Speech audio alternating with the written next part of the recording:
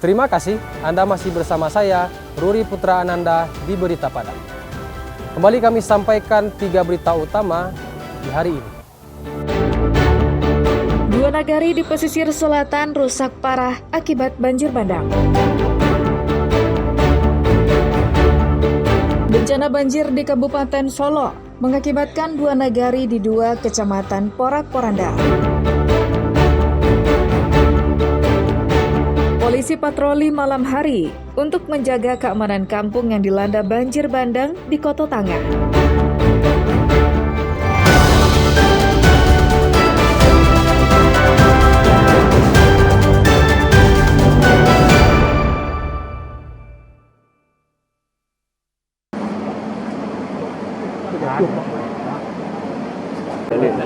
Bencana banjir bandang di pesisir selatan menyebabkan kerusakan parah serta mengisolasi ribuan warga. Bupati Pesisir Selatan, Hendra Joni, menemani Direktur Rehabilitasi dan Rekonstruksi BNPB untuk meninjau 2 nagari yang paling terdampak, yakni Nagari Kapelgam, Kecamatan Bayang, dan Nagari Pului-Pului, Kecamatan 4 Nagari Bayang Utara. Di Kapelgam, 4 rumah hanyut, serta ratusan hektar sawah rusak. Sementara itu di Bayang Utara, 4 nagari, yakni Pancung Taba, Limau Gadang, Muaro Aie, dan Ngalu Gadang, terisolasi total. Sekitar 3.000 warga terputus akses jaringan komunikasi dan penerangan listrik. Kerusakan rumah di Pancung Taba dan Limau Gadang juga tergolong parah. Belasan rumah hanyut dan rusak berat.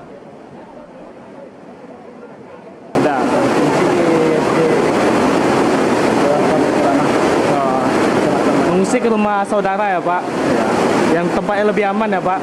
Keluarga yang kena rumahnya sekarang dalam pengungsian, jadi ada beberapa titik yang dari barat, yang belum rumah itu nggak mungkin lagi tempat ini kami mohon kepada pihak terkait BNPB, dinas sosial, PUPR dapat merelokasi karena memang rumah kita tempat secara apa yang tidak layak karena berada di Afrizal, Direktur Rehabilitasi dan Rekonstruksi BNPB, akan melaporkan ke pemerintah pusat untuk memberikan solusi cepat, termasuk pengadaan genset dan normalisasi sungai. Kita berjalan menghitung bagaimana dampak seperti tadi di lokasi sebelumnya kita sudah melihat, sudah menyaksikan dengan PU, ini akan kita lakukan normalisasi dan mungkin BNPB akan membantu dalam pembuatan talud begitu supaya tidak menggerus ke daerah masyarakat begitu. BNPB berjanji akan mempercepat bantuan untuk membuka akses bagi masyarakat yang terisolasi. Banta Fauzan melaporkan dari pesisir selatan.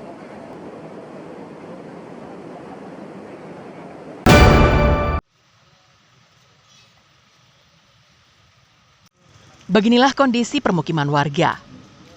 Fasilitas umum seperti jembatan, sekolah, dan jalan, serta lahan pertanian yang rusak akibat diterjang bencana banjir yang terjadi pekan lalu di Kabupaten Solo. Saat ini, para korban banjir bandang sangat membutuhkan bantuan berupa makanan untuk memenuhi kebutuhan sehari-hari mereka. Korban banjir merasa sangat senang dengan datangnya beberapa bantuan dari pemerintah maupun dari berbagai pihak lainnya, baik berupa makanan maupun bantuan kebutuhan mendasar lainnya. Terima kasih banyak telah masuk ke negara kami. Ibu terdampak juga, rumahnya kena. Iya. Apa yang kena Bu? Kalau longsor masuk ke dalam rumah. Sekarang apa yang dibutuhkan Ibu? Jadi kebutuhan sehari-hari makan. Setinggi ini Pak. Di rumah Ibu nih segini. Setinggi pinggang? Iya. Terus waktu kejadian Ibu sempat mengungsi atau gimana Bu? Usir. Saat ini apa Bu yang dibutuhkan gitu? Sambal, beras. Kebutuhan untuk kebutuhan masak sehari-hari gitu ya? Lanjut. Wakil Menteri Dalam Negeri, Bima Arya yang mengunjungi lokasi terdampak pada Selasa pagi, menegaskan bahwa pemerintah telah bergerak dengan cepat untuk menangani warga yang terkena bencana maupun fasilitas umum yang rusak. Kami mengapresiasi Pak Bupati dan Forkopimda bergerak cepat, ada akses yang terputus bisa dilalui, itu penting. Kemudian juga alat-alat berat yang dibutuhkan oleh warga, tadi warga sudah menyampaikan aspirasinya, Pak Bupati merespon dengan sangat cepat. Yang penting warga merasakan pemerintah itu hadir, itu. Ya, pesan dari Presiden gerak cepat, totalitas, dan hadir langsung memenuhi apa yang dibutuhkan warga. Dari data yang dihimpun BPBD Kabupaten Solo, bencana banjir dan longsor yang melanda Kabupaten Solo tersebar di berbagai kecamatan, seperti Kecamatan Kubung, Junjung Sirih, 10 Koto Singkara, dan Pantai Cermin. Garnadi melaporkan dari Kabupaten Solo.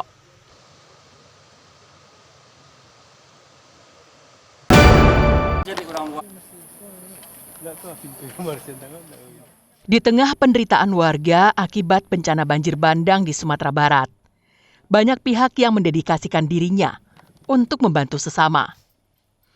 Bahkan harus meninggalkan keluarganya yang juga terkena banjir. Ibtu Wendrizal, personel Satuan Binmas Polresta Padang. Bersama seorang rekannya, Senin malam, mereka berpatroli dengan berjalan kaki, menyusuri setiap sudut kampung apa, Kelurahan Koto Panjang Ikuakoto, Kecamatan Koto Tangah Padang. Menurut Ibtu Wendrizal, sejak banjir bandang terjadi, dia telah ditugaskan komandannya untuk membersihkan lingkungan masyarakat yang rumahnya mulai rusak ringan hingga rusak berat. Meskipun rumahnya yang terletak di Kecamatan Pauh juga terendam banjir, namun setelah mengevakuasi istri dan anaknya, Ibtu Wendrizal turun membantu masyarakat di Kelurahan Koto Panjang Ikuakoto. Kami dari Polresta Padang diperintahkan di sini bahwa pimpinan Kasat Binmas sudah hari ketiga hari sekarang.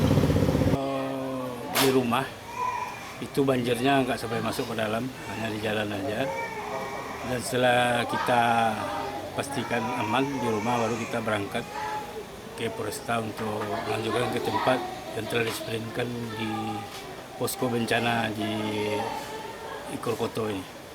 Sementara itu, Nelly, salah seorang warga kampung Apa, merasa bersyukur dengan kehadiran polisi, tentara, dan relawan yang bekerja dengan totalitas membantu membersihkan rumah warga.